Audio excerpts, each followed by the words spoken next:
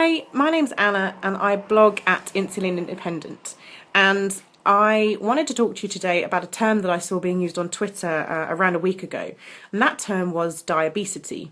Now, I don't know what you think of that word, but basically what they'd done is they'd spliced together the words diabetes and obesity in a way that I felt suggested that the two were so inextricably linked that one couldn't possibly exist without the other. That's how it came across to me.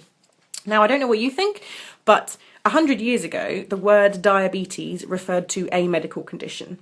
100 years down the line, we know so much more that now diabetes is a term, an umbrella term, which refers to a family of diseases. That family includes, but is not limited to, type 1, type 2, type 3, gestational, MODY, LADA. That's 6 different types of disease that are all contained within that umbrella term of diabetes. Now, in the same way that brain cancer, bowel cancer and breast cancer are all totally different from one another, and not only the diagnosis but the prognosis and treatment for them is completely different from one to another, exactly the same applies to diabetes.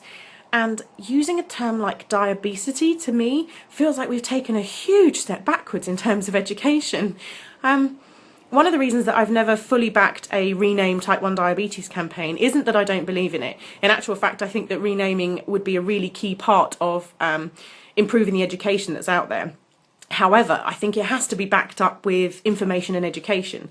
And whenever somebody's approached me to ask me to back a campaign, the names that they've used have been so confusing that even I, with 27 years experience of type 1, and to a lesser extent the other types, have to sit and stare at the page and think, well, I think that's type 1 and I think that's type 2.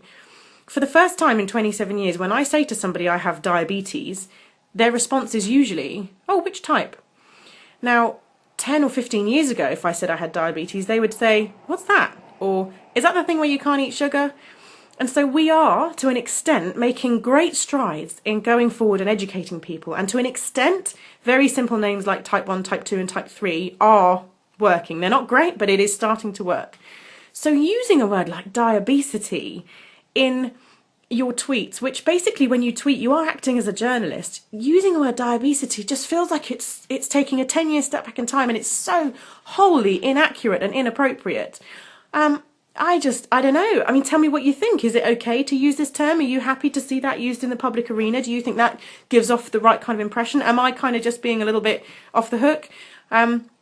Let me know what you think, because I'm really interested, because I haven't really seen anybody be upset by this, and yet I kind of saw it and thought, hang on a second, what are we doing, you know?